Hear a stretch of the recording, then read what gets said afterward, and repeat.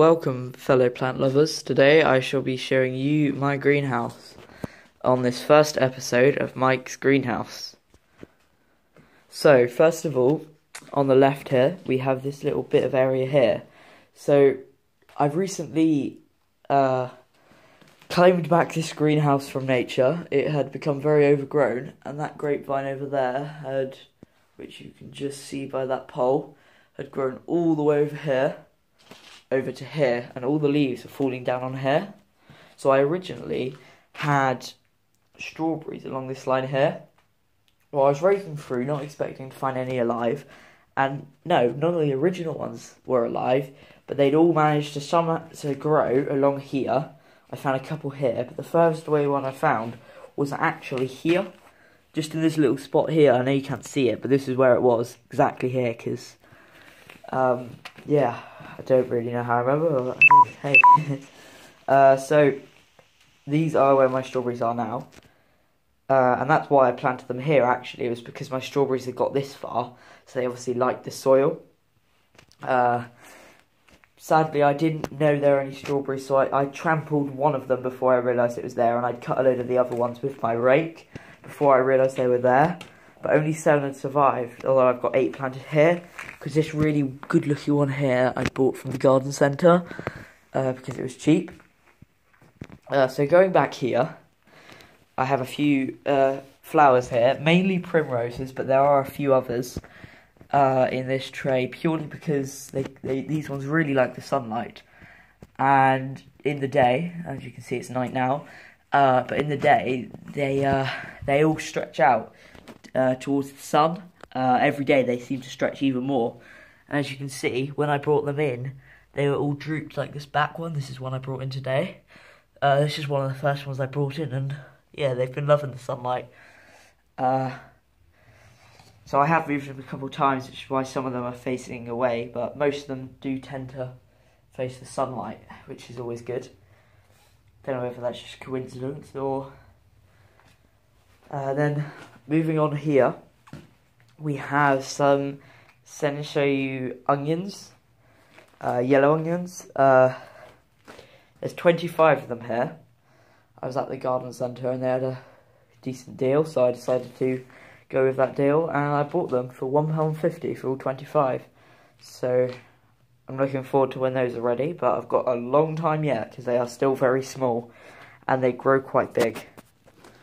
So, moving on to this shelf, I have this fern, which I adopted, because it had just been sort of forgotten about, really, and left outside, so I'm hoping it will survive, and I think it will, because if you look down here, it looks quite green, compared to everything else, which is yellow. And then in here, this is the hottest part of the greenhouse in the day, and my cactus love it here. This is my favourite cactus, although actually it's a succulent now I say that, because if I can get it to zoom in and focus, it was planted 1992. So this is a very old cactus, and you can see that every year it forms another 2 simple leaves, and then they kind of harden, which is why you have this almost tree kind of thing. And as you can see, it's going to flower. It looks a bit like it's sticking its tongue out at you, but yeah. So I'm recording this in the night because, as you can see, I've got wooden panels going across like any other greenhouse, although most of them have metal, but this one's wooden, and it's quite shadowy in the day because I'm focusing on all of it. Some bits I won't be able to see, and I'd have to record this video in multiple parts. So this way I can record it in one whole part, and I'm able to get through the tour a lot quicker for me. So here I have some clippings. I have some really nice looking Pittosporum here, and I think these are Griselina here, or maybe these are, I can't quite tell, because they've all kind of drooped down a bit, although this back one's liking it. That's the problem with taking cuttings. Some of them really love it, some of them just don't actually root, but I'd say this one is definitely rooted, and so is that back one, because the leaves have all sprouted up, and I think this one has too, because it's just because it's top heavy, because the leaves are so big, the stalk is so small. And these are my favourite ones here. lemon scented geranium. So if you rub your fingers on them like that and smell it, they smell, well, like lemons. So here is my beautiful grapevine, which I've had to trim back, so it's looking a bit sorry for itself. But up here, I have some shoots, so hopefully I might get some grapes from it this year. But even if I don't, I'll be happy as long as it survives. So moving on to this table, first of all, here I have some sensitive plants, also known as Mimosa pudica. These are quite nice because they look a bit like a fern, but if you touch them, their leaves kind of fold up like that, and it looks very nice. So here I have some courgettes, which I planted 2 days ago now, I think. Here I have some tomatoes, which I planted on the 26th. I've still not seen any sprouts from them. Not Brussels sprouts. I've not seen any sprouts from those. But moving around to the other side, my marigolds have been doing really well, to the point that I've had to separate them into 2.5 trays in the end. So these are all marigolds. And then just behind, I have some more pittosporum. So a few years ago we were doing some hedge trimming and we decided to stick all these little bits in the ground, hoping that they would catch, and well, they did.